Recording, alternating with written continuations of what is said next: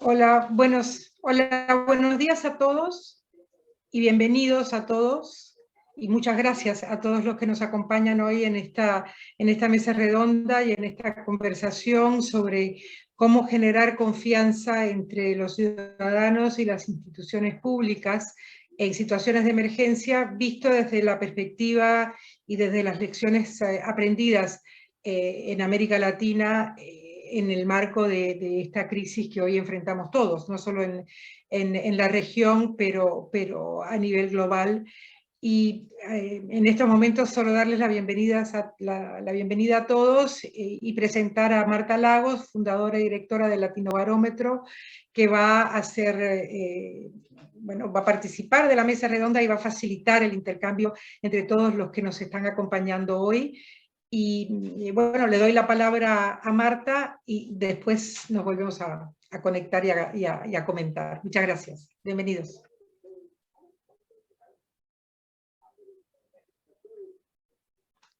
Marta, estás muteada. Bueno, muy bienvenidos a todos, muy buenos días. Acá son las 12 del día aún.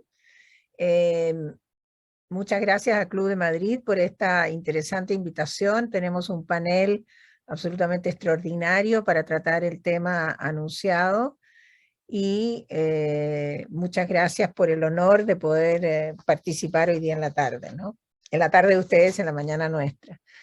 Quiero primero decir, this session will be also recorded in English, and you have a translation. There's an icon at the end of the screen on the right side.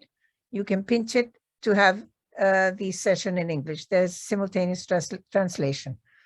Entonces, dicho eso, podemos presentar a nuestro primer panelista, don Kevin Casas Zamora, gran amigo, no quiero decir viejo amigo, pero sí, vicepresidente de la Comisión Mundial sobre Democracia y Emergencia, secretario general de IDEA Internacional y vicepresidente de Costa Rica en la primera década de este siglo. Kevin, la verdad es que aquí tengo un larguísimo currículum que les voy a compartir, pero yo diría que Kevin... ahorrátelo. No, yo diría que Kevin es un pionero en el sentido de que él, digamos, inicia esta lucha a favor de la democracia en distintos organismos internacionales, en distintas posiciones, como profesor, como experto, como político.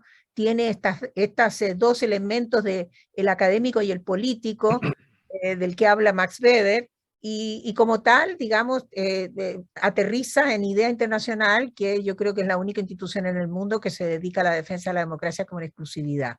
Y desde ese punto de vista me parece que esa es, digamos, la característica más importante, como la carrera política, académica de Kevin, que ha sido, en fin, no solo ha tenido esos cargos políticos, pero también es miembro de las comisiones presidenciales de reforma del Estado, es miembro de los más importantes think tanks sobre el tema de la democracia, ha sido profesor en universidades latinoamericanas y extranjeras, ha sido segundo viceministro y ministro de Planificación, es secretario de Asuntos Políticos, ha estado en la Organización de Estados Americanos, jugando un papel importante ahí en el rol de esa institución. Bueno, y tiene una cantidad astronómica de evidencias académicas, licenciatura en Derecho en Costa Rica, maestría en Gobierno en Essex, doctorado en Oxford, etcétera, además de la cantidad de publicaciones, ¿no es cierto?, donde yo destacaría, ¿no es cierto?, el tema de su tesis doctoral, que me parece sumamente interesante el título, que se llama Pagando por la Democracia en América Latina. Kevin, the floor is yours. Muchísimas gracias, Marta, y como siempre es un enorme gusto verte, así sea virtualmente, así como ver a otros amigos y amigas que van a ser parte de esta discusión. Quiero agradecerle al Club de Madrid la invitación. Últimamente ya se nos ha hecho costumbre vernos y eso me pone contento. A ver, según yo entiendo, nos han pedido tener una discusión para ver si logramos extraer lecciones sobre buenas prácticas del liderazgo político derivados de la experiencia de América Latina durante la pandemia, lo cual es una misión muy difícil, debo decir, porque la verdad que no hay mucho donde agarrarse, francamente. Digo, porque si hay alguna característica de esta pandemia es que prácticamente con unanimidad todos los líderes políticos de la región están saliendo enormemente golpeados de todo esto. Marta tiene más datos que cualquiera de nosotros y nos puede decir si esto es cierto, pero la evidencia, digo, la impresión que tengo yo es que los liderazgos políticos están saliendo tremendamente golpeados de esta crisis. Pero antes de meterme con el tema de los liderazgos políticos, quisiera ir un paso más atrás, que es para hacer referencia a lo que ha sido esta pandemia para América Latina. Para mí, esta pandemia, en el caso de América Latina, ha sido brutal, pero ha sido también enormemente aleccionadora para hacer el balance de las cosas en las que la región ha avanzado en la construcción de institucionalidad democrática y aquellas cosas en las que claramente no hemos avanzado. Ha sido una maestra implacable esta pandemia. Una maestra que nos ha enseñado, por ejemplo, que la región es perfectamente capaz de celebrar elecciones de buena calidad, aún en condiciones muy, muy complicadas, como las creadas por la pandemia. El elemento electoral de la democracia en América Latina, francamente, es muy robusto. Digo, y lo hemos visto en diferentes lugares, lo hemos visto en México, lo hemos visto en República Dominicana, lo hemos visto en todos los países que han logrado celebrar elecciones en términos generales muy exitosas durante la pandemia. Esto es un enorme logro para la región. Digo, el logro más importante de la consolidación democrática de la región es haber erigido a la vía electoral como la única legítima para acceder al poder. Lo cual no es poca cosa en una región en la que hasta hace poco el poder se dilucidaba en el cuartel o en la montaña.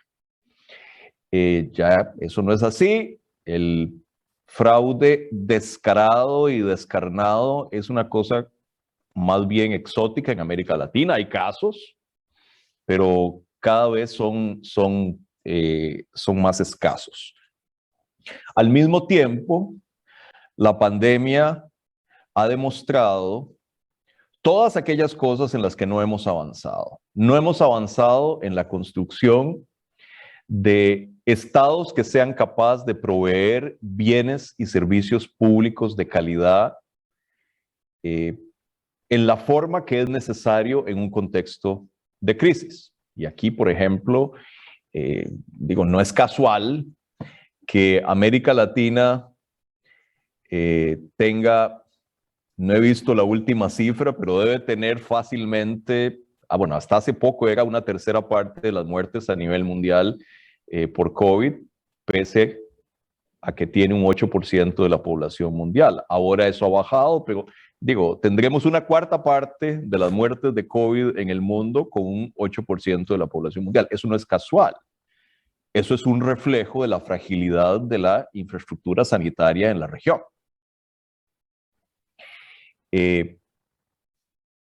La pandemia ha mostrado, y esto sí, ya es directamente relacionado con la discusión que aquí nos convoca, las grandes desconfianzas que están minando la institucionalidad democrática en América Latina. Nadie confía en nada en América Latina, y en esas condiciones es muy difícil que las respuestas institucionales frente a la crisis sean efectivas. Y una cosa hemos aprendido en el curso de esta emergencia es que a los países que les va, no sé si bien, pero menos mal, son aquellos que son capaces de, donde la respuesta a la crisis concita un nivel de confianza por parte de la población. Son los casos de Nueva Zelanda, de Finlandia, de Alemania, en los que hay confianza, no solo en el liderazgo político, porque esto es una parte muy importante, sino en la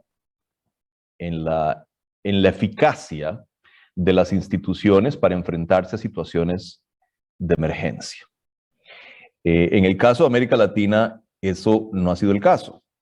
O sea, no, la pandemia nos agarró muy debilitados desde el punto de vista económico, por un lado, porque nos agarró en un periodo de crecimiento muy lento desde hace ya varios años.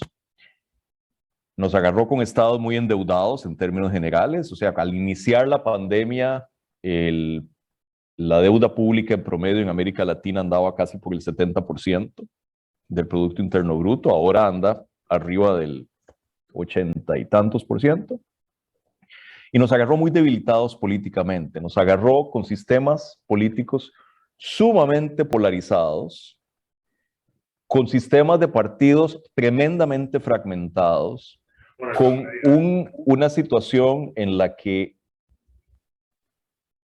la coexistencia entre sistemas de partidos fragmentados y presidentes sin mayoría legislativa se ha convertido en la norma en América Latina, y en consecuencia la capacidad de los presidentes para hacer reformas, para llevar adelante cambios, para poder actuar rápidamente en presencia de una crisis, está muy comprometida. Y entonces tenemos esta cosa en América Latina de que de alguna manera estamos oscilando por esa coexistencia de sistemas presidenciales y sistemas de partidos altamente fragmentados. Estamos oscilando entre hipopresidentes, o sea, presidentes muy debilitados, e hiperpresidentes. O sea, presidentes que lo único que piensan es que están convencidos de que pueden hacer lo que les viene en gana, y que los frenos y los contrapesos son un lujo dispensable en su país. Entonces, esos defectos de diseño del sistema político, más los altísimos niveles de polarización que hemos ido acumulando en casi todas partes, hacen muy difícil no solo que la respuesta de las instituciones a la crisis esté dotada de confianza, sino que hace muy difícil alcanzar acuerdos políticos, que ha sido un aspecto clave de la respuesta en algunos países que han tenido más éxito para enfrentar la pandemia. En América Latina eso se está volviendo una flor exótica. Lo ve uno por excepción en un país como Uruguay, que son capaces de alcanzar acuerdos políticos. Hay algunos ejemplos interesantes que han emergido en el último año y medio en República Dominicana, de intentos de alcanzar grandes acuerdos partidarios para sustentar la respuesta ante la crisis, pero la verdad que son muy poquitos los ejemplos. Entonces, todo esto lo digo a manera de describir el contexto en el que estamos operando, y el contexto que enmarca la discusión sobre el liderazgo en América Latina. Decía al inicio que el liderazgo en América Latina, los liderazgos políticos están saliendo tremendamente debilitados de todo esto. Lo que yo no estoy claro es si eso es una función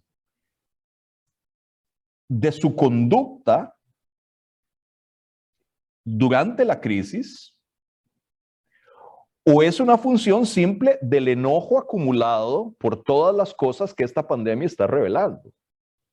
Es muy difícil distinguir dónde está el efecto neto del liderazgo político. Una cosa que se me ocurre es que el buen liderazgo político, aún las conductas virtuosas de liderazgo, que las hemos visto en algunos casos en América Latina en este año y medio, es muy difícil para esas conductas virtuosas poder nadar contra la corriente de descontento que estaba ahí desde antes y que era muy profunda, y la corriente de desconfianza que estaba ahí desde antes. Es muy difícil. O sea, aún el buen liderazgo político nada contracorriente en América Latina en una situación como la que hemos visto en el último año y medio. ¿Qué puede uno decir? Digo, yo tengo la impresión de que en estas situaciones, sí, la transparencia ayuda, digamos, el manejo transparente de la información, de los datos, ha ayudado un poco en algunos casos. No es suficiente para, digamos, apaciguar los ánimos muy caldeados que hay en América Latina en este momento, desde el punto de vista político, pero algo ayuda. Y el otro rasgo, y esto me lleva a una discusión que quisiera que tuviéramos acá. Yo creo que hay un rasgo que en una situación de crisis como esta ayuda en términos de la confianza de la ciudadanía, que es la percepción, dos cosas en realidad, la percepción de que no se está tratando de sacar ventaja política de la crisis, número uno, y número dos, la percepción de que los costos inevitables que impone a la sociedad una crisis brutal como esta se van a repartir más o menos equitativamente. Los líderes que son capaces de transmitir ese mensaje y de vertir ese mensaje en acciones concretas, yo sospecho que tienen una mejor posibilidad de ser escuchados por la ciudadanía. Y pongo énfasis en el último punto, el tema de la distribución de los costos de la crisis, porque yo sospecho, y de nuevo Marta nos puede decir mucho más sobre esto, yo sospecho que ahí hay una de las claves poco exploradas del descontento político en América Latina. O sea, nosotros nos pasamos diciendo correctamente, por lo demás, bueno, que la gente está muy cabreada con la desigualdad y que, bueno, que las desigualdades en el contexto de la crisis, lo que han hecho es crecer, y eso es cierto. Pero a mí me parece que hay que desarmar eso un poquito, porque hay una noción que está ligada a la de la desigualdad, pero que es analíticamente distinta, que es la del privilegio, que a mí me parece clave en esto. Yo sospecho que mucho del encono contra los sistemas políticos en América Latina sí puede tener que ver con la desigualdad, pero tiene más que ver con la presencia de privilegios injustificados financiados por toda la colectividad. Les pongo un ejemplo real, además, que me pasó hace poquito. Resulta que hay un miembro de un tribunal electoral, ve una noticia en el diario sobre un miembro de un tribunal electoral de la región. Este es un señor que tiene un salario de $30,000 al mes, pero que además, según dice la noticia, tiene acceso a 7 vehículos de uso discrecional para él y para su familia. Y además, la institución para la que trabaja le paga 4 líneas de teléfono celular para uso de él y de su familia. Digo, yo me imaginaba a un señor vendiendo tacos en la calle, leyendo esta noticia, lo que puede sentir. El punto al que voy es que este es un hombre, este señor que recibe todos estos beneficios, todos estos privilegios, no es Carlos Slim. Aquí estamos hablando de otra cosa, de un fenómeno diferente. De un fenómeno diferente. De un fenómeno diferente, pero que es capaz de generar un cabreo brutal. Y es a ese fenómeno al que se refieren escándalos como el de Vacunagate. Es otra vez la percepción de que el sistema político sirve para proteger los intereses de los enchufados. O sea, a lo que estoy aludiendo acá es a una variante distinta del problema, del gran problema de la desigualdad de América Latina. La implicación práctica de esto es que en la medida en que la respuesta política e institucional a la crisis se vea como una respuesta que distribuye los costos de manera razonablemente equitativa, tiene mucha mayor posibilidad de ser aceptada por la ciudadanía. Si lo que se ve es que la distribución de los costos lo que hace es simplemente reproducir la percepción de que el sistema únicamente funciona para proteger a los enchufados y para proteger a los privilegiados, estamos fregados. Entonces ahí lo único que pasa es que la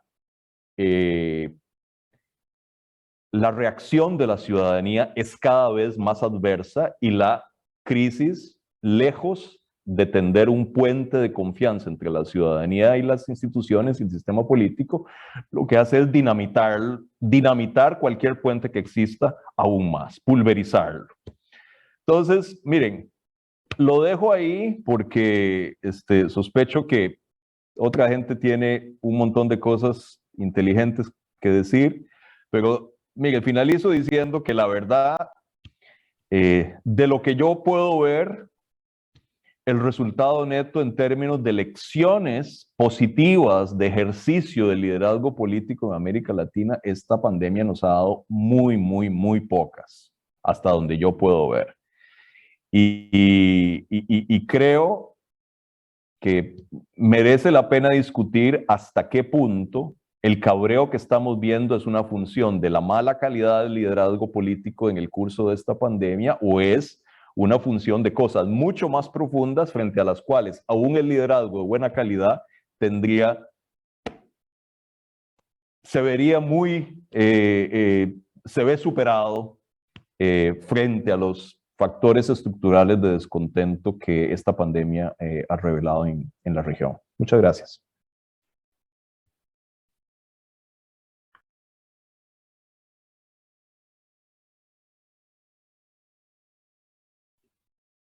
Muchas gracias, Kevin. Muy interesante tu perspectiva de América Latina. Queremos ahora continuar con el expresidente de Bolivia, Jorge Quiroga. Bueno, Jorge Quiroga fue uno de los jóvenes líderes de América Latina cuando asumió como vicepresidente de Bolivia, el más joven de toda la historia de su país. Fue líder de la oposición, ha tenido,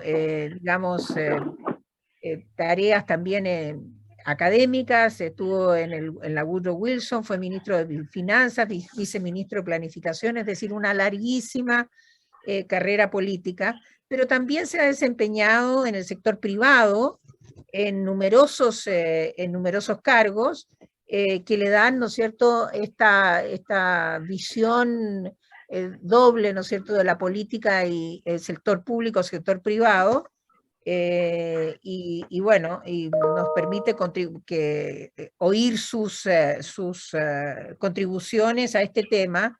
Yo diría, a ver, aquí, en base a lo que ha dicho Kevin, la pregunta que yo le haría al presidente y desgraciadamente tenemos 5 minutos para otorgarle la respuesta, para que alcancemos a oír a todos los participantes, es fundamentalmente ¿qué? La pregunta central es, ¿qué es lo que tienen que hacer los líderes latinoamericanos hoy día para que los que están estancados en la mitad del túnel y tienen la percepción de no llegar a la boca del túnel, crean que sus líderes los van a avanzar, que los van a empujar hacia la boca del túnel?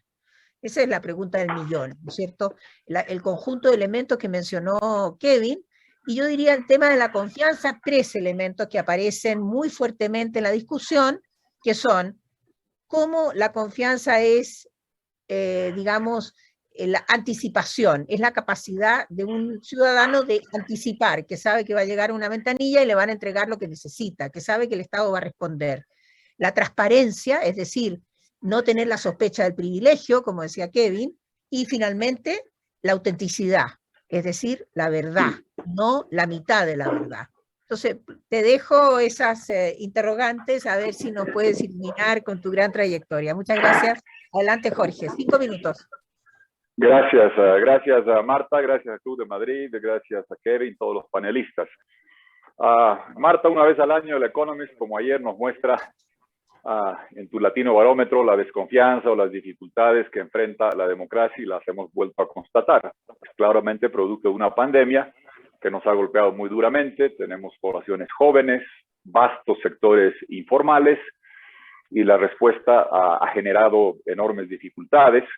La tolerancia societaria para cuarentenas es de alrededor de 45 días, después la gente explotó y muchos pensaron que si me encierro 45 días, después el virus se va y se encuentran con que hay dificultades económicas, hoteles que siguen con problemas, restaurantes, cafeterías, turismo y demás, aunque las remesas ahora recuperan, pero se incuban enormes frustraciones graficadas en lo que has mostrado ayer. ¿Cómo se trabaja para recuperar la confianza? Yo quisiera, en lugar de lo clásico que de un foro internacional decía a los gobiernos qué hacer, más bien decir a la comunidad internacional qué requiere la región para terminar de salir del drama de la pandemia y recuperar confianza en la democracia, tanto sobre el COVID como los temas estructurales de la democracia. Sobre el COVID, podríamos hablar muy largo. Me remito a CBD, como el COVID-19, C, capitalizar B, B, vacunación, D, digitalización. No hemos terminado aún con la pandemia. Esperemos que se avance en masificar y universalizar las vacunas, pero también requerimos las inyecciones exógenas de recursos que se han utilizado en Estados Unidos y Europa para combatir el desempleo, para salvar aerolíneas, hoteles y restaurantes. Acá es más difícil en nuestra región hacerlo, porque como no tenemos la fábrica de dólares ni de euros, emisiones del Banco Central te causan inflación y te incuban otra clase de problemas. Requerimos urgentemente capitalizar organismos multilaterales regionales, lo de los DEX del Fondo Monetario, ayuda, pero se tiene que capitalizar el BID. Los gringos tomaron el BID, no me gustó, ahí están, ahora muéstreme dónde está el dinero. Denos una parte de esos trillones que cada vez que se juntan Pelosi, Biden y no sé quiénes ponen sobre la mesa, ¿dónde está una parte para capitalizar el BID? Todos pongamos nuestra parte e inyectar recursos para contrarrestar los efectos económicos de la pandemia. De las vacunaciones. En el mundo desarrollado hay jeringas buscando brazos, en nuestros países todavía hay brazos buscando jeringas, y estamos en esta competencia que no sabemos, y esto puede incubar desconfianza, qué vacunas van a ser después aceptadas en el mundo normal. Tenemos muchas Sputnik, muchas Sinopharm, muchas Sinovac, y cuidado que nos digan si usted quiere ir a hacer comercio, viajar allá, solamente AstraZeneca o Moderna. La disponibilidad y la aceptabilidad de las vacunas es clave, junto con esto que estamos haciendo. Tenemos que llegar a digitalizar a nuestras poblaciones. Yo aquí ando así con la iPad, del celular, todos hiperdigitalizados. Este es el nuevo mundo, pero no va a funcionar si no llegamos a todas las poblaciones, porque García Márquez, sin redes digitales, sería un analfabeto funcional en el siglo XXI en el mundo post-pandemia. Creo que esos son temas que la región requiere de la comunidad internacional. Y el segundo y último punto, Marta, hemos celebrado 20 años de la Carta Democrática. Debemos estar orgullosos que ninguna otra región tiene ese acervo del sistema interamericano, con la carta que dice que debe haber elecciones transparentes, que hay respetar los derechos, respetar la libre expresión, tener instituciones independientes, limitar el ejercicio del poder. Hay imperfecciones, existen dificultades, me quejo mucho del sistema interamericano, pero tengo un lugar al cual recurrir. En otros lugares no existe este acervo que se cuenta acá. Sistema de observación electoral de la OEA no existe en otras regiones. Relatoría de libre expresión, como tiene el sistema interamericano, no existe. El sistema interamericano para demandar ante los abusos a los regímenes oprobiosos, lo tenemos, se debe fortalecerlo y demás. Me parece importante un tema que decía Kevin. La cooptación judicial está de moda y el poder efímero temporal de la votación, hemos visto la receta, lo vuelve uno poder congresal, con eso copa el poder judicial y cuando pierde el respaldo popular, tiene los poderes para castrar a la democracia, a la libre expresión y perseguir a otros. Lo hemos visto, esa es la receta que se aplica en otros lugares. Si como región algo nos falta, es quizás una relatoría, un sistema de salvaguardia de la independencia judicial, porque esa receta que vemos en Salvador ya la vimos en Venezuela. Copas la justicia y después si pierdes el Congreso no puede aprobar ni la ley de la gravedad, porque los jueces someten al poder congresal y después recuperas el poder congresal. Termino con lo último, que estamos en medio de la pandemia, que coopta mucho de la atención y que distrae de abusos grotescos contra la democracia. Lo de Nicaragua es una tragedia que está a 5 semanas de consumarse ante la actitud impávida y casi inerme de la región. Se va a establecer en el medio de Centroamérica una dictadura dinástica permanente. Corea del Norte sin armas nucleares, militarmente influida por Rusia, económicamente dependiente de China, donde la sangre y la herencia determinan quién tiene el poder. Es inconcebible que a 20 años de la Carta Democrática no utilicemos todos los recursos al alcance del sistema desde el punto de vista diplomático y económico para salvar a Nicaragua de consolidar una dictadura dinástica. Si tienen tiempo, lean el último libro de Sergio Ramírez sobre Tongolele, que muestra que la creatividad de la ficción siempre galopa más lento que la realidad de la represión, como lo están haciendo en el caso de Nicaragua. Y creo que en estas 5 semanas toda la comunidad hemisférica internacional debe pronunciarse, anunciar las medidas que va a aplicar, porque de lo contrario, guardar silencio significa normalizar. Creo que hay que escuchar el consejo no de Tuto, que es mi nombre y apodo, sino de Tutu, el obispo sudafricano, que decía que en situaciones de injusticia, el que es neutral tomó partido por el opresor. Si la región no habla, no alza la voz, no se manifiesta, terminará siendo cómplice de la dictadura dinástica nicaragüense y verdugo de los nicaragüenses. Gracias. Bueno, muchísimas gracias, presidente. Así, siempre es una visión, digamos, mirado desde la experiencia de haber sido presidente. Entrega muchas luces sobre esta problemática. Gracias a Dios se nos ha sumado el presidente Zedillo de México, que está, digamos, con nosotros un ratito corto, por lo tanto quiero solamente presentarlo brevemente. El presidente Ernesto Zedillo fue presidente de México entre el año 94 y el año 2000, sí, habiendo sido anteriormente, tenido múltiples cargos en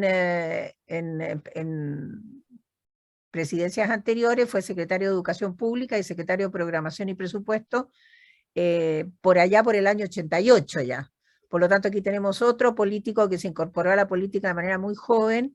Y, presidente, le quiero dar la palabra para que usted pueda dirigirnos algunas experiencias sabias de parte suya respecto de cómo recuperar el liderazgo y la confianza en América Latina y sobre todo tener la legitimidad a la luz de los ciudadanos de esta globalización que nos golpea con la pandemia y la crisis económica.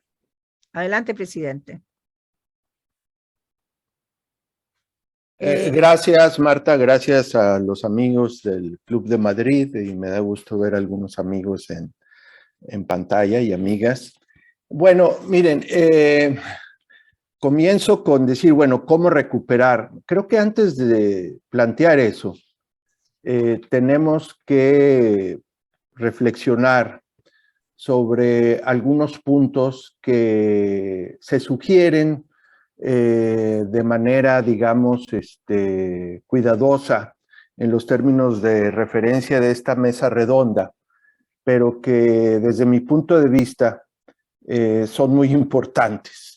Y es el hecho de que la peor región del mundo para responder en términos de políticas de salud y en políticas económicas a la tragedia que hemos vivido desde principios del 2020 ha sido América Latina. Y creo que hacer esa comparación, que no es, digamos, hipotética, porque ahora tenemos datos duros, tanto de la parte de salud como de la parte económica y de políticas sociales, es indispensable, porque hablar, digamos, en un vacío de cómo recuperar liderazgos, antes de eso tenemos que tener un diagnóstico, y el diagnóstico nos dice claramente que nos desempeñamos pésimo. Yo diría que esto no tiene que ver con recursos del exterior. Los países de América Latina, aún los relativamente más pobres, hubiesen tenido la capacidad para ofrecer mucho mejores respuestas desde el punto de vista de políticas de salud pública y ciertamente tener políticas más inteligentes en cuanto a la política económica y las políticas sociales. Me parece que si no planteamos esta realidad, e insisto, esto no es una hipótesis, estaría listo para ofrecer los datos y particularmente en el tema de la pandemia. Soy miembro del panel independiente para la respuesta y el manejo de la pandemia, que fue nombrado por mandato de la Asamblea Mundial de la Salud, y la verdad fue muy penoso que al revisar cómo se había reaccionado a la pandemia, se encontrara que los países de América Latina, por ejemplo en noviembre, con el indicador más comúnmente aceptado, que es la tasa de mortalidad, 6 países de América Latina estaban entre los 10 peores del mundo. Claro que estábamos en buena compañía porque ahí estaba Estados Unidos y Reino Unido también, lo cual es penoso, pero quizás nos ayude a entender por qué fallamos tan fuerte y decididamente en América Latina. Creo que aprovechar este doloroso experimento social que hemos vivido para una vez más vernos en el espejo y abundar en qué estamos mal en América Latina, que nos ha llevado sistemáticamente a fracasar en el proyecto de convergencia económica, como también en el proyecto de convergencia democrática, es decir, tener plenas, efectivas, robustas democracias en nuestros países. Si no nos metemos a ese análisis, digamos, más detallado, que insisto, tenemos evidencia muy fuerte para hacerlo, me parece que estar hablando de cómo recuperar liderazgos, bueno, yo diría pues que los recuperen los ciudadanos, votando en las próximas elecciones, pues gente con características muy distintas a las que eligieron en años anteriores y que sucede que estuvieron a cargo de enfrentar esta crisis y que nos han entregado resultados sumamente negativos. Y sin embargo vemos las cuestiones de los especialistas que analizan opinión pública y sí, por un lado vemos que hay un gran desencanto con la democracia, pero por otro lado vemos que nuestros ciudadanos han optado por populismos vulgares, irresponsables, que están debilitando aún más los mecanismos democráticos que con tantos trabajos se construyeron en las décadas anteriores. Entonces el problema es mucho más profundo. Yo diría que todos estos problemas, al final de cuentas, tienen que ver con algo que mencionaba Kevin, pero yo lo plantearía, digamos, en términos un poco más técnicos, ¿verdad? Simplemente la gran enfermedad que amplifica otras enfermedades en América Latina es el desapego al Estado de Derecho. Y lo que subyace en eso que es el principio fundamental de igualdad ante la ley. Cuando Kevin habla de privilegios que se mantienen inaceptablemente, legal o ilegalmente, supongo que el ejemplo que dio él era un ejemplo de ilegalidad, porque no sé cómo pueden construir algo en la ley que otorgue esos privilegios. Creo que al final de cuentas estamos hablando de países, la mayoría de los nuestros, con honrosas y destacadas excepciones, de países en los que el Estado de Derecho, en sus principios fundamentales, no se respetan. Y a partir de esa reflexión podemos entonces entender el desastre que hemos vivido en el último año y medio. Así que plantear una pregunta así de cómo recuperar los liderazgos, pues creo que es una pregunta muy profunda, pero por lo mismo necesita un análisis pues mucho más profundo y sistemático. Y la evidencia de qué está mal con América Latina, no del último año y medio, sino secularmente, creo que está muy bien dada en la reacción de las políticas públicas y el fallo de las instituciones y el ejercicio autoritario de liderazgos que hemos visto en los últimos 2 años. Bueno, muchísimas gracias, presidente. Muy interesante su perspectiva desde el corazón de la pandemia en su participación en esa comisión. A continuación tenemos la participación de María Noel Baeza, que es directora regional para América Latina y el Caribe de Mujeres de Naciones Unidas. María Noel tiene una vasta trayectoria en distintas organizaciones de Naciones Unidas en el tema de género, donde se ha destacado, digamos, yo diría hoy día es una de las mujeres que tiene más experiencia en poder promover la igualdad de género en el mundo a través de Naciones Unidas. La señora Baeza trabajó anteriormente como directora del UNOPS para América Latina y el Caribe, responsable de una cartera regional de 270 proyectos en 22 países con un presupuesto de 2,4 miles de millones de dólares para el periodo de 2007 al 2013 y una ejecución promedio anual de 400 millones de dólares. Pasó 8 años en el PNUD, donde ocupó diversos puestos, y posteriormente, ¿no es cierto?, en el Ministerio de Relaciones Exteriores de Uruguay. Ella es uruguaya, donde también fue consejera política de la Embajada de Uruguay en los Estados Unidos y delegada de Uruguay ante la Asamblea de Naciones Unidas. Fue también la representante suplente de Uruguay entre la Junta Directiva del Banco Mundial. Ella tiene un doctorado en Derecho y Ciencias Sociales en la Universidad de la República de Uruguay y una maestría en Políticas Públicas Internacionales en la Universidad Johns Hopkins en Washington, D.C.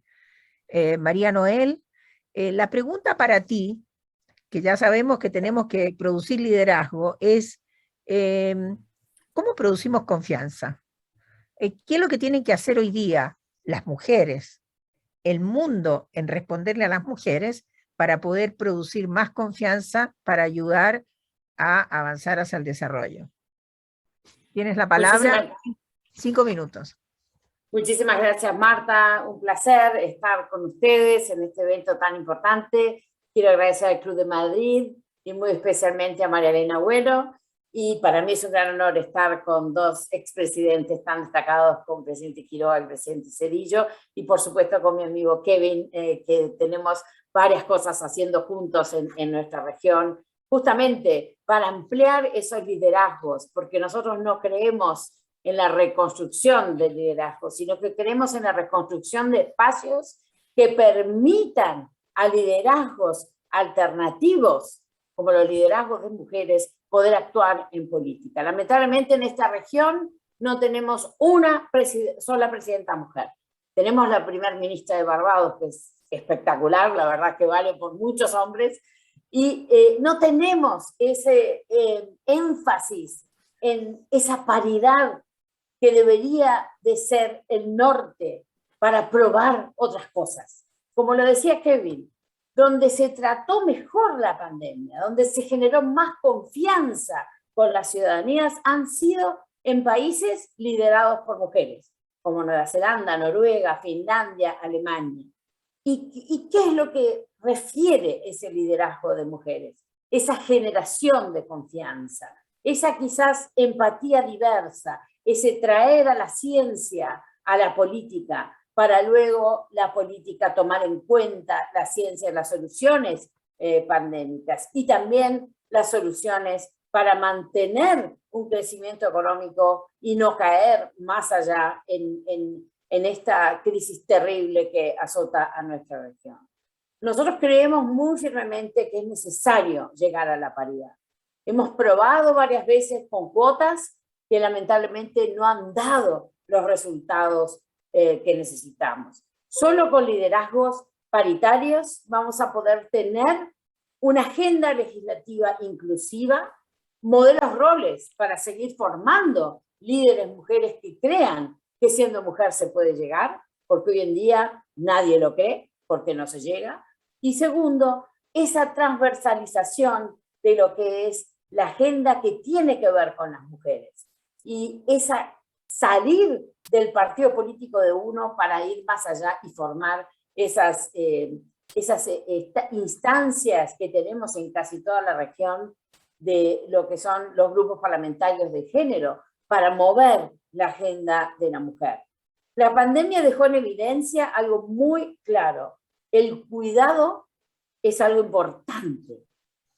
Parece como que la gente se dio cuenta que sin el cuidado es imposible salir adelante. ¿Y quién hace el cuidado? 4 veces más que los hombres son las mujeres. Por eso es importante atender esta agenda legislativa de crear sistemas integrales de cuidado que le permitan a la mujer ese triple dividendo que se genera para poder salir a trabajar, para poder formar a sus niños desde muy temprana edad y también para poder crear un mercado laboral tan importante como es el mercado del cuidado, con trabajos seguros. Pero ¿qué estamos viendo? Lamentablemente, y la OIT nos dice que los trabajos que se han creado inmediatamente en esta pandemia, a pesar de todos los que se han perdido, los trabajos que se han venido creando son precarios, son informales y no son sostenibles.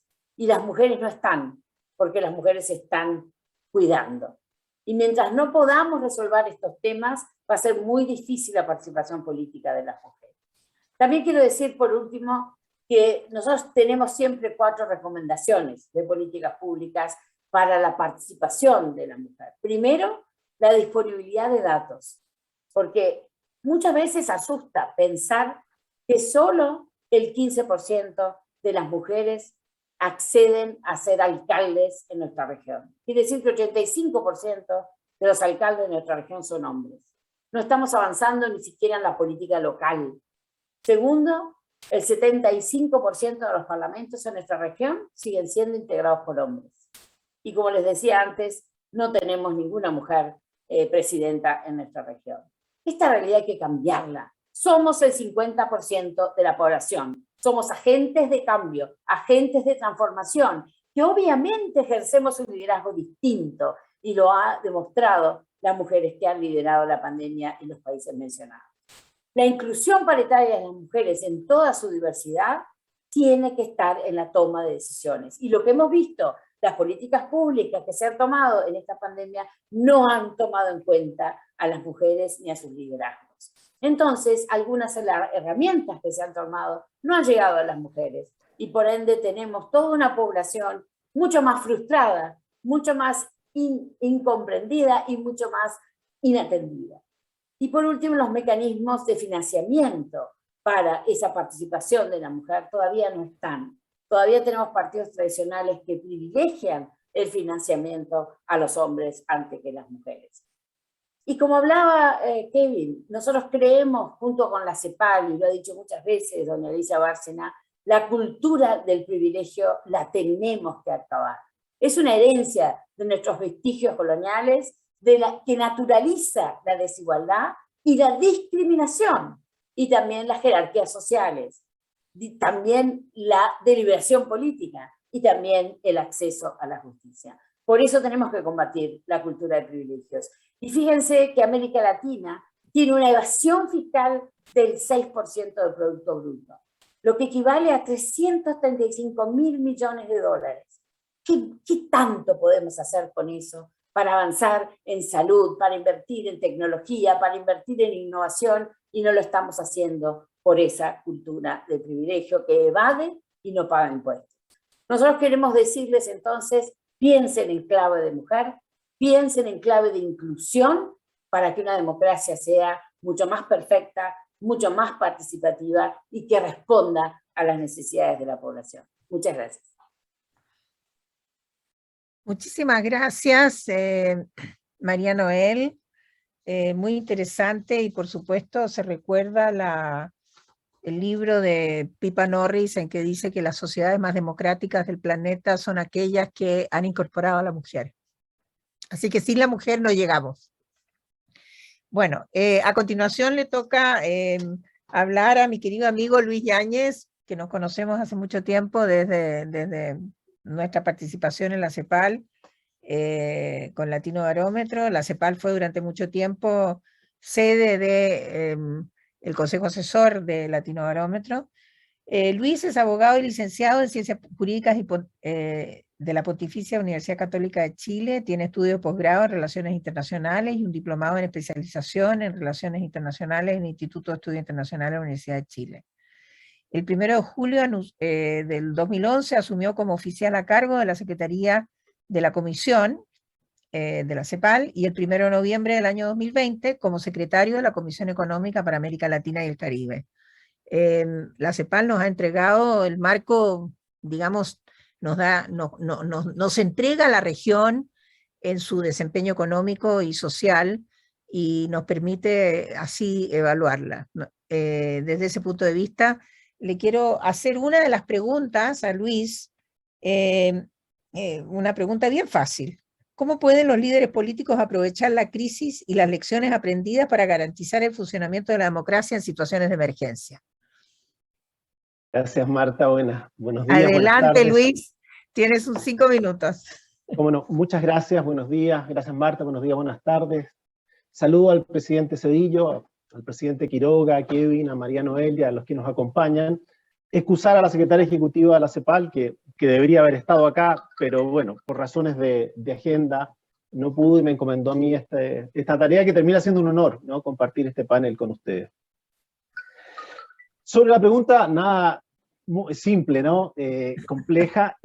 Yo me atrevería a distinguir algunas cosas. Una, la que tiene que ver con el título de esto, que tiene que ver con la emergencia, ¿no? La emergencia es aquel acto que interrumpe el fluir de nuestra vida cotidiana, ¿no? Aquello que íbamos a hacer, que teníamos planificado hacer, una emergencia, el COVID nos saca de aquello y nos deja en una situación de vulnerabilidad. Otro elemento ahí que se suma a ese primer shock tiene que ver con el acumulado de confianza o desconfianza, ¿no?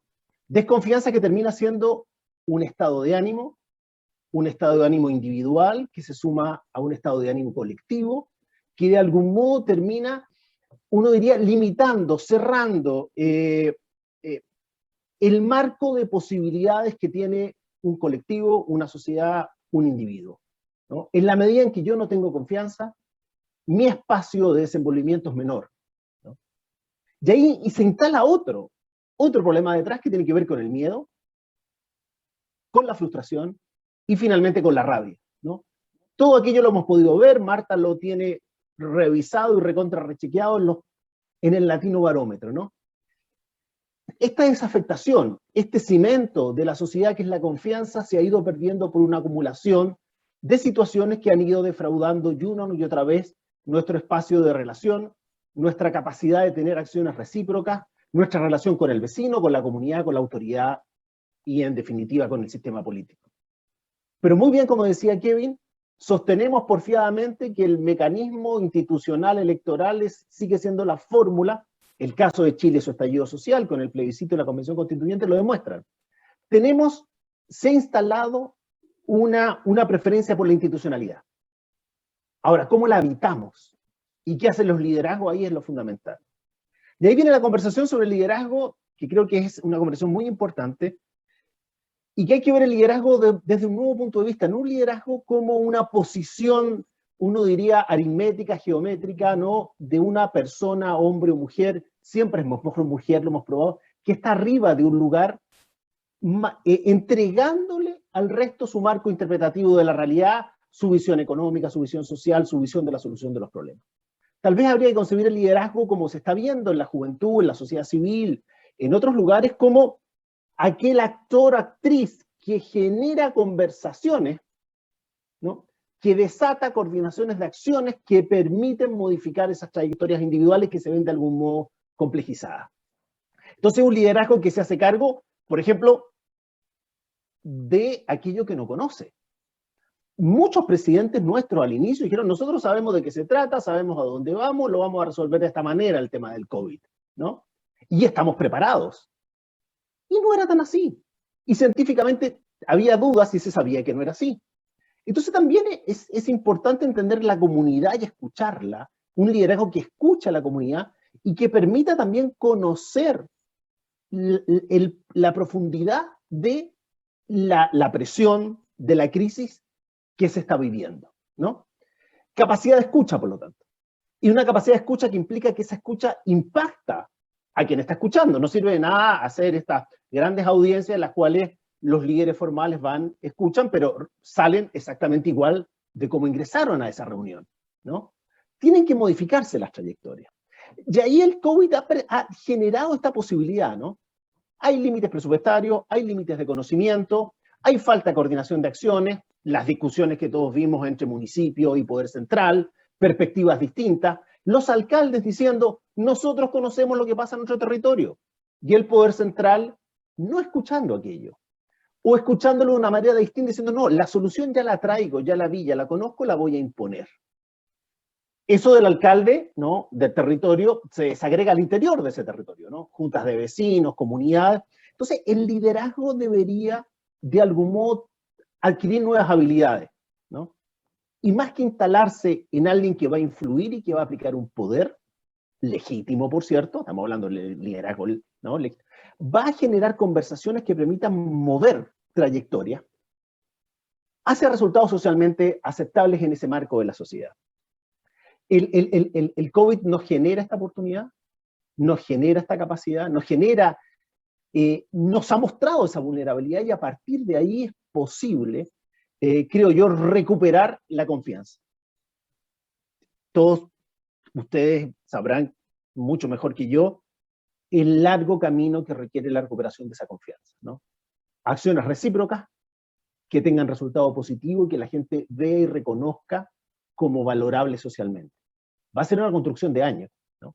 Pero es fundamental porque de lo contrario, efectivamente, nuestra institucionalidad democrática tiene una bomba de tiempo instalada que tiene primero que ver con la desafección y después simplemente va a tener que ver con busquemos soluciones en otro lugar, porque básicamente aquí no hay. Quedo hasta aquí, Marta. Muchas gracias.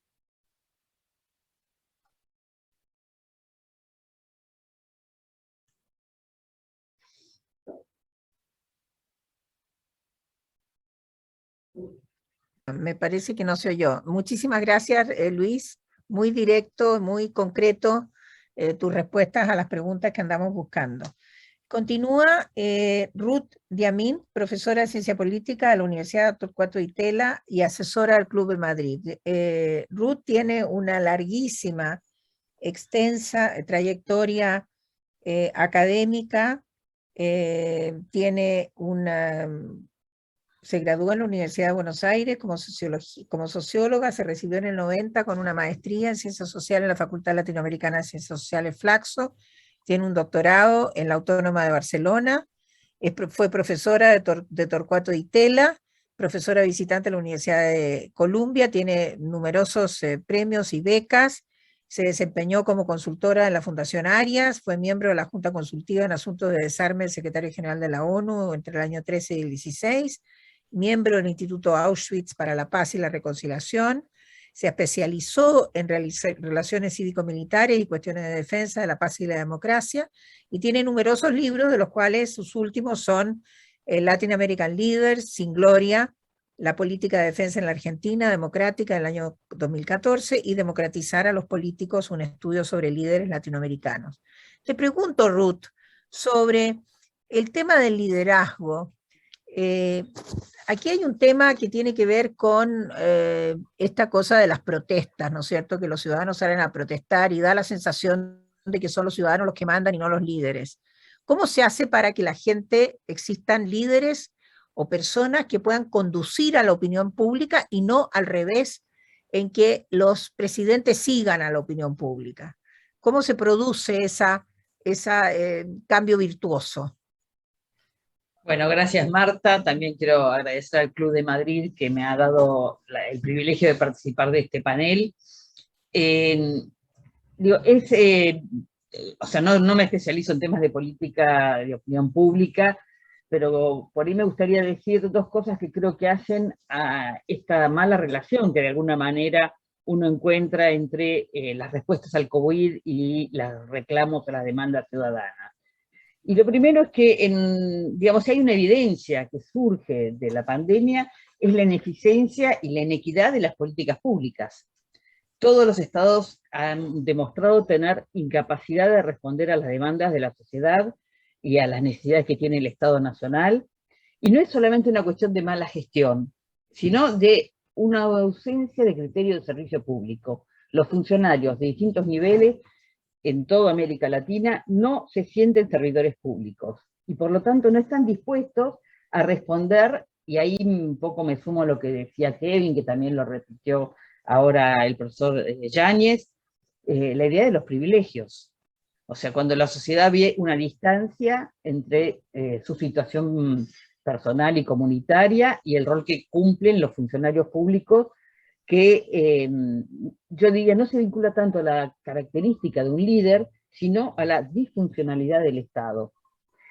Y ahí me gustaría sumar un punto que no fue tocado, pero que, bueno, por mi especialidad y por mis estudios me parece que es importante remarcar, frente a esta ausencia de capacidad de responder a través de las instituciones del Estado, todos los países de América Latina recurrieron a las Fuerzas Armadas.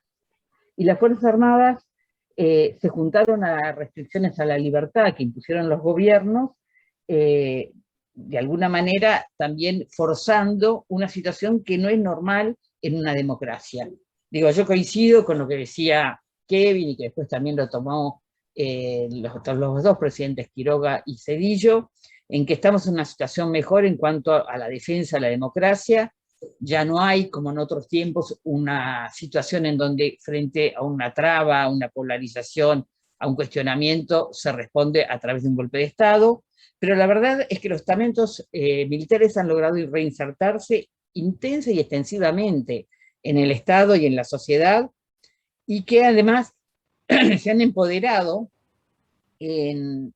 no solamente, digamos, a través de esa participación en la política, sino en hacerse cargo de actividades que no corresponden a su función, como la salud pública, la infraestructura, el cuidado de las fronteras y la fiscalización de la vida social. Y me parece que eso es un elemento bien negativo. Con respecto a lo otro, digo, tendría que haber una conducta ejemplar para que de alguna manera fuera el líder el que de alguna forma se instituye como guía de una sociedad que está buscando un liderazgo positivo. Y voy a hablar de Argentina, no quiero por ahí referirme a otros países, sino al mío.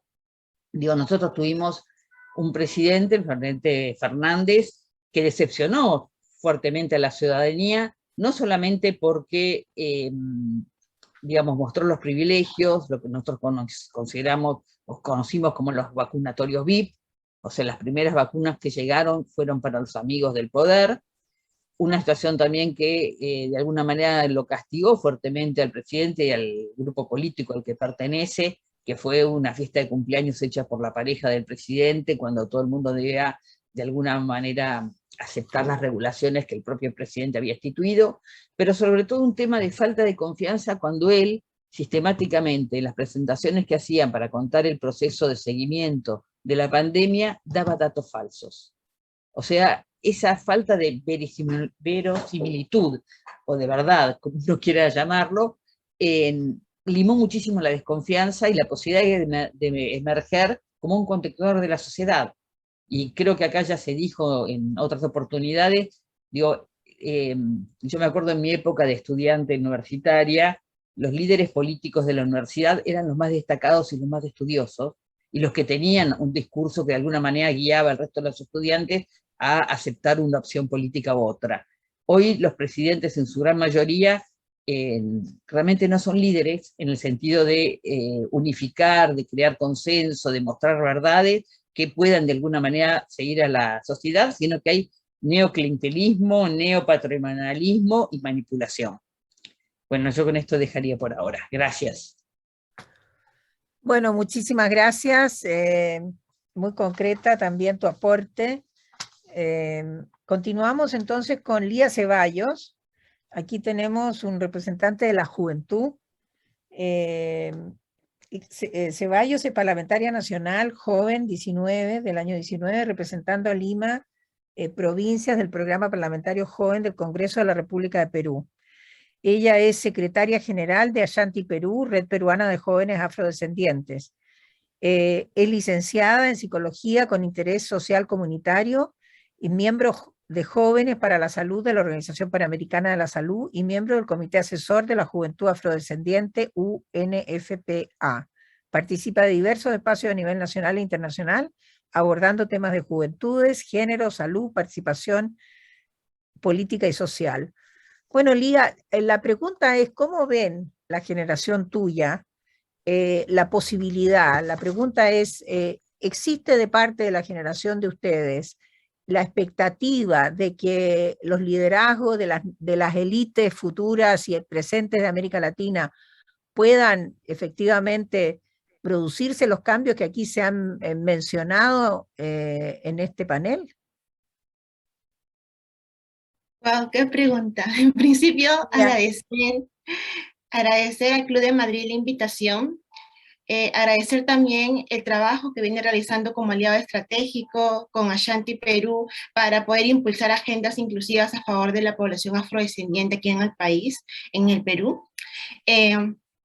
Es una pregunta muy compleja. Me gustaría comenzar incluso hablando un poco de lo de la pandemia y lo que fue la pandemia para nosotros las y los jóvenes, ¿no? Más allá de entender a esta crisis sanitaria, a estas desigualdades que acrecentó la pandemia, también es importante hablar de la crisis política que hubo en muchos países de las Américas, incluyendo el mío, y voy a hablar por el mío. Se evidenció las grandes desigualdades que hay incluso hasta este momento, sobre todo poblaciones vulnerables que han sido históricamente vulnerables, alejadas del ejercicio político y social, vienen aún padeciendo estas desigualdades. En ese sentido, vienen aún no teniendo vacunas, en el caso de poblaciones indígenas y afrodescendientes, las poblaciones afrodescendientes y el acceso a servicios básicos de salud como el agua, el acceso a salud en general, salud sexual y reproductiva, han venido siendo pues muy pocos los avances que se han tenido frente a esta pandemia. Hablando de poblaciones con discapacidad, ¿no? El acceso en pandemia se acrecentó más, el limpiar las sillas de ruedas y el cuidado que había que tener con relación a la población con discapacidad se acrecentó. Entonces, pues hubieron muchas situaciones que puso en complejidades, sobre todo a los jóvenes, el acceso a la salud, el acceso a la educación, y es importante poder, pues, reconocer eso, ¿no? Un liderazgo eficaz en esos contextos de pandemia debe reconocer a las poblaciones que más han sido vulnerables en contextos de pandemia y hablar también de liderazgos inclusivos y paritarios que fomenten la participación social, económica, política y cultural de estas mismas poblaciones, pero a la vez que incentive la participación social y política de las juventudes, ¿no? En el caso de Perú, a fines del año pasado vivimos una gran crisis política donde las y los jóvenes en una marcha multitudinaria salieron a protestar a las calles con relación a los derechos, a velar por la democracia, y desde ahí se vino incrementando un número de participación social y política de las y los jóvenes que no debemos de dejar de mirar. Creo que es importante y lo que esta pandemia evidenció, las y los jóvenes han tomado mayor interés en participación social a través de la digitalización, a través de las redes sociales, formando grupos comunitarios, grupos de apoyo en frente a la pandemia, ollas comunitarias, vasos de leche, ayuda social comunitaria que vino realizándose. Entonces es importante generar mayor apoyo desde el Estado hacia las iniciativas juveniles que ayuden a poder pues seguir incrementando estos apoyos desinteresadamente de las y los jóvenes dentro de sus organizaciones barriales, comunales, locales, regionales, que ayudaron a sostener también esta pandemia.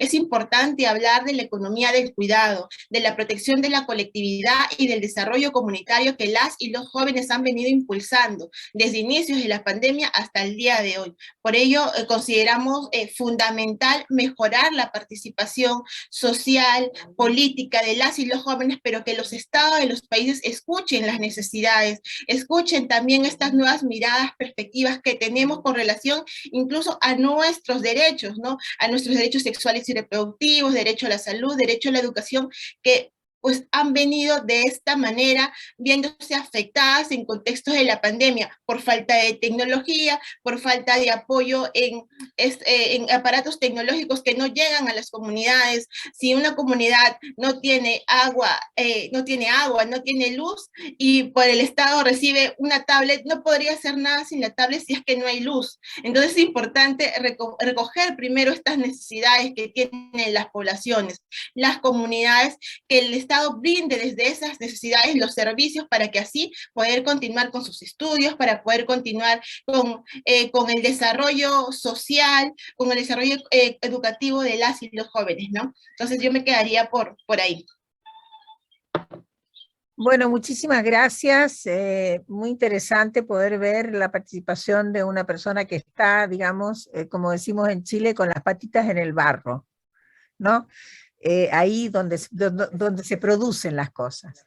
Bueno, hemos llegado al término de nuestra exposición de los panelistas y tenemos una serie de preguntas que a continuación voy a leer 3 preguntas que tenemos, 2 preguntas. El presidente Zedillo me pide que lo excuse porque se tiene que ir a otro evento. Nosotros sabíamos que él podía estar un ratito nomás con nosotros, así que ha sido una buena cosa que lo hayamos alcanzado a escuchar.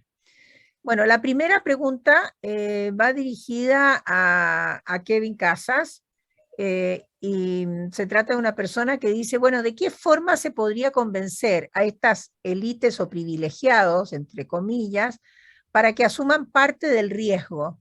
Si hablamos del sector privado, de las élites militares o las élites económicas, dependiendo del contexto, ¿de qué forma? Esa es la pregunta para Kevin Casas, y luego hay otra pregunta en general, que también dirigida al presidente Quiroga, cuando menciona la necesidad de aportar recursos a los organismos multilaterales regionales.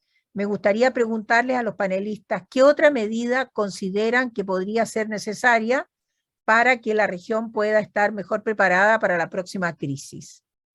Entonces le doy la palabra a Kevin y al presidente Quiroga para que puedan de alguna manera responder a estas preguntas. Gracias, Marta, y gracias a quienes plantearon las preguntas. A ver, me llama la atención el uso del verbo en la pregunta.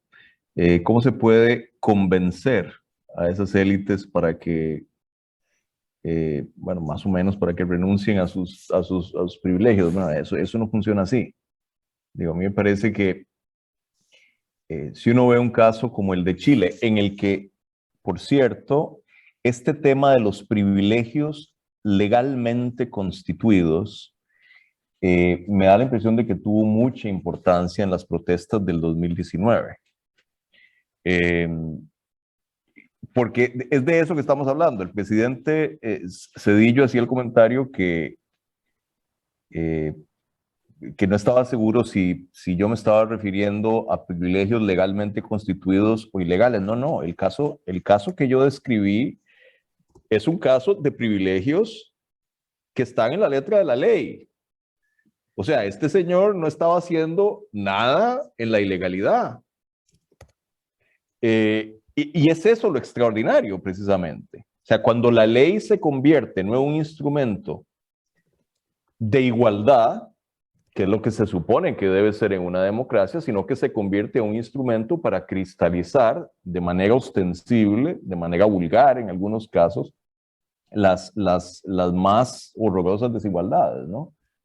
Entonces, me da la impresión de que no se trata de convencer a los privilegiados para que renuncien a sus privilegios. O sea, es que me parece que es la sociedad la que tiene que exigir cuentas y tiene que transmitir el mensaje de que eso es inaceptable. Y eso me da la impresión es lo que está pasando en América Latina. O sea, me parece que de manera muy visible pasó en Chile, pero de manera visible está pasando en otras partes en América Latina. La movilización ciudadana está creando presiones para reformar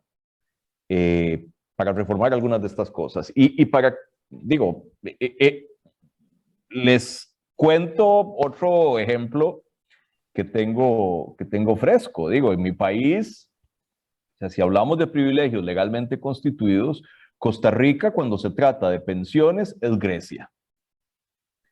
O sea, en Costa Rica yo conozco casos de profesores universitarios que se retiran con una pensión de $250,000 al año. Legalmente. Bueno, la ciudadanía se cansó de eso. Y como resultado de esa presión social, ha habido una serie de medidas que se han tomado contra lo que en Costa Rica se llaman las pensiones de lujo. Pero esto no sucede por una graciosa y cortés conversación con quienes detentan esos privilegios. Sucede por movilización ciudadana que crea una presión política y crea incentivos para que estas cosas se reformen. O sea, quienes defienden o quienes simplemente no hacen nada frente a estos privilegios legalmente constituidos, terminan por pagar un precio político. Esa es la situación que hay que crear. Bueno, muchas gracias. Sin duda que son temas muy complejos, ¿no? Presidente Quiroga, ¿quiere usted? Sí, gracias Marta, y gracias. Sí, gracias, y gracias por la pregunta y a los panelistas. A ver, el tema de recursos, creo que está claro de que el populismo es antisanitario, porque el populismo gubernamental es como la familia. El padre al niño en su cumpleaños, ¿qué le da? El chocolate, el regalo, la pelota, el vestido, la guitarra. No le dice, tengo un seguro de salud para ti. Eso no busca, no consigue mucho aplauso. Y eso es lo que ha sucedido en un siglo XXI de bonanza, sobre todo en Sudamérica. Había mucha inversión grandilocuente, faraónica en proyectos de elefantes blancos y no en el día a día de la salud del intensivista, del respirador, y claramente eso se expuso con la pandemia. A lo que me refería en los recursos de organismos es en combatir las secuelas económicas de la pandemia. Lo de salud ya nos golpeó, nos va a seguir golpeando. Pero ¿cómo reconstituimos los hoteles que van a quebrar porque no han tenido clientela, los restaurantes que siguen vacíos, los cafés que siguen vacíos, el mundo deportivo, teatro, cultura, todo lo que configura la economía naranja está severamente golpeada porque requiere aglomerar gente para tener un modelo de negocios viable? Y en Europa, en Asia, en Japón, en Estados Unidos, ha habido inyecciones de recursos para salvar a los componentes de la economía naranja, y aquí en América Latina carecemos de ellos, y es importante capitalizar el BID, el Banco Centroamericano, la CAF, para inyectar estos recursos que permitan seguir lidiando con las secuelas económicas hacia adelante. Y el otro tema, Marta, cómo se contabiliza estos recursos. Si yo soy un analista de riesgo de Moody's, voy a ver el balance de la Reserva Federal de Estados Unidos y están quebrados, imprimen dinero, emiten bonos, hacen este quantitative easing, que es como, ¿no? Suena a un mal estomacal, ¿no? Aflojamiento cuantitativo, pero están imprimiendo billetes todo el día, cosa que acá no podemos hacer. Allá pueden porque el dólar no se devalúa contra el dólar. Aquí requerimos captar recursos externos y tener flexibilidad contable para recuperarnos de la pandemia respecto a cómo los Moody's y agencias de calificación de riesgo revisan las cuentas fiscales de América Latina. Y dos comentarios más por la tan interesante discusión. Lo que ha dicho Lía me parece muy importante. El tema de que la juventud está hiperdigitalizada. ¿Cuál es mi preocupación democrática sobre ello? Que cuando yo era joven, hace tantos años como Lía, sabía la diferencia entre el periódico y el panfleto. El panfleto de ataque, de la guerra sucia, en democracia, en fin, propio de lo que sucedía, y uno sabía diferenciar. Hoy eso se ha vuelto muy, muy difícil. Cómo se diferencia de lo que es fake news, de lo que es información distorsionada y falsa en un mundo hiperdigitalizado, donde ya no hay recibo de papel, todo llega por el celular. Creo que como región deberíamos ser el lugar, el hemisferio piloto del planeta para la gobernanza digital. No puede ser Asia, no puede ser África, otros. Tenemos un acervo en el sistema interamericano, relatorías de libre expresión y demás, para ver cómo se maneja este tema. Yo no quiero que sea el señor Zuckerberg que diga quién puede o no tener una cuenta para hacer democracia en América Latina, pero tampoco quiero que venga el presidente de Brasil con un decreto y que prohíba a que el señor Zuckerberg nos pueda prohibir y por ende él es el último árbitro de esto. Creo que hay un tema central de cómo manejamos la gobernanza de la democracia digital y Lía lo estaba tocando. Y lo último, coincido con algo que decía María Noel, alternabilidad es clave.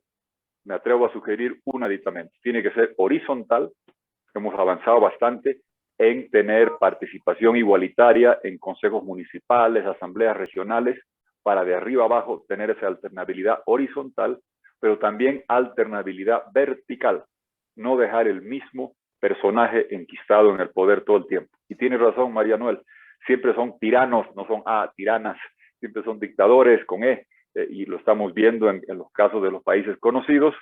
Y yo agradezco, está Kevin acá, hemos sacado un libro sobre algo determinante que ha quedado desapercibido. La Corte de San José ha determinado que la reelección indefinida, la treta original de Ortega 2009 en Nicaragua, no es un derecho humano. Esa treta se lo utilizó en Bolivia. Hemos sacado este libro y aquí Kevin está las cartas que nos mandábamos del 2013 cuando en mi país se empezó a aplicar esta treta de buscar quedarse una y otra vez en el poder, que destruye la democracia si es que la misma persona se enquista en el poder y se quedan para siempre, como hemos visto en algunos casos. Y tiene razón María Noel, las mujeres no lo hacen, solo los hombres son los que les gusta perpetuarse en el poder. Gracias. Ya. Bueno, la verdad es que, bueno, muchas gracias. Efectivamente, el tema de las elecciones indefinidas es uno de los privilegios que no deberían existir, ¿no?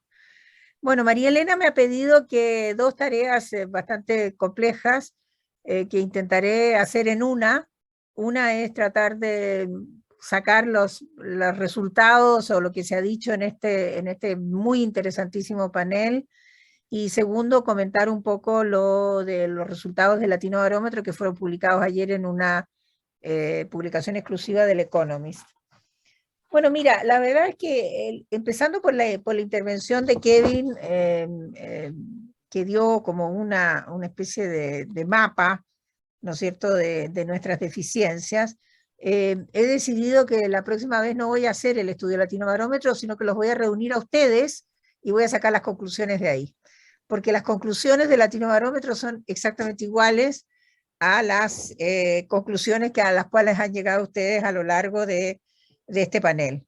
Y aquí me quiero referir a los siguientes puntos, que son los que se han ido mencionando. En primer lugar, ¿cuál es la primera tarea que los latinoamericanos le dan a las democracias? La primera tarea es gobernar para las mayorías. Es efectivo que las elecciones son. Hemos cambiado las piedras y las armas y las balas por votos. Yo creo que el caso de Perú lo termina de confirmar, ¿no es cierto? Ya no existe el Che Guevara que llama a las armas contra el poder. Ahora el poder se toma por los votos. Ahora, como dijo Luis, ¿no es cierto?, ¿cómo habitamos las elecciones? Bueno, ese es un gran tema, ¿no? Porque las elecciones se pueden habitar a lo Bukele en Salvador, ¿no?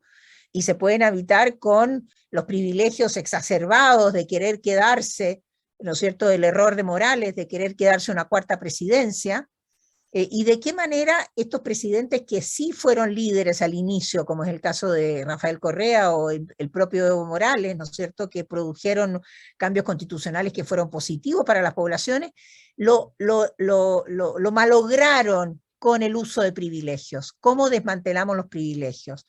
¿Cómo, como dijo el presidente Zedillo, ¿no es cierto?, abordamos el tema de la igualdad ante la ley, que es el otro lado de los privilegios? Y cómo, ¿no es cierto?, como dijo el presidente Quiroga, ¿no es cierto?, reforzamos los organismos multilaterales y todas las ayudas que los organismos de América Latina pueden hacer para la correcta, digamos, aplicación de las políticas públicas. Aquí tenemos un tema que tiene que ver con, y que yo creo que María Noel lo mencionó muy correctamente, y no solo a ella, sino que el tema de la economía de los cuidados. Las mujeres, existen 24 horas al día, y las mujeres ocupan una parte demasiado sustantiva de su vida en hacer cosas que no están dentro de sus talentos. La mujer no nace para lavar platos y hacer arroz, ¿no es cierto? Tiene talentos, tiene cerebro, y en la medida en que las sociedades no reconozcan la existencia de ese cerebro, que puede hacer otras cosas que no sean lavar platos y hacer arroz, en esa medida la humanidad va a avanzar. Y en el tema de la economía de los cuidados, es un tema gigante donde la mujer tiene lo que yo llamaría el desprivilegio, ¿ah? Es decir, tiene la carga social, societal, de hacerse cargo de aquellos que la sociedad no quiere hacerse cargo. Esa carga la tenemos que quitar, esa mochila hay que desmantelarla.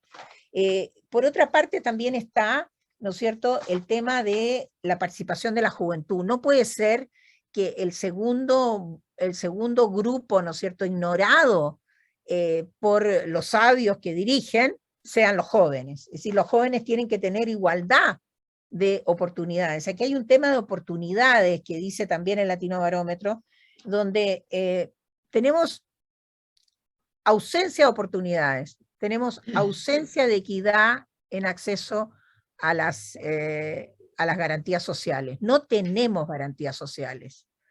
Y la pandemia produjo una caída en la percepción de el acceso a las libertades cívicas y políticas, es decir, se malogró en ese sentido los privilegios o las garantías que teníamos antes de la pandemia. Entonces, efectivamente aquí se han mencionado los elementos centrales que permitirían, ¿no es cierto?, poder de alguna manera enderezar, ¿no es cierto?, el tema que termina siendo al final del cuento las desigualdades. Para gobernar para las mayorías hay que gobernar para todos por igual. El 70% de la región dice hoy día que se gobierna para los intereses de unos pocos. Y eso no se puede crear confianza sin dejar de gobernar para los intereses de unos pocos. El 20% de la región dice que hay igualdad o justicia en la distribución del ingreso. El 80% de la región dice que hay desigualdad en la distribución del ingreso. No se necesitan muchas más variables para saber lo que hay que hacer.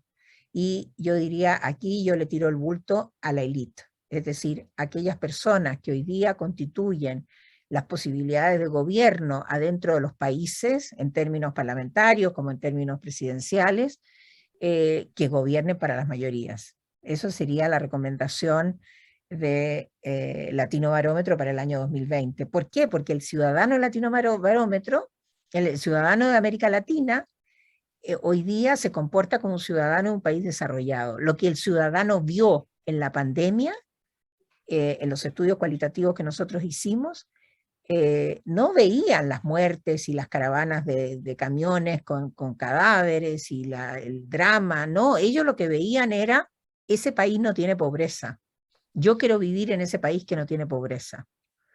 Y esa demanda, yo quiero vivir en un país que no tiene pobreza, solamente se puede conseguir con todo lo que aquí se ha mencionado. Así que muchísimas gracias, María Elena, te doy la palabra, te la devuelvo, y muchas gracias por haberme invitado a poder participar en este increíble panel que podría bien sustituir el estudio Latinobarómetro completo.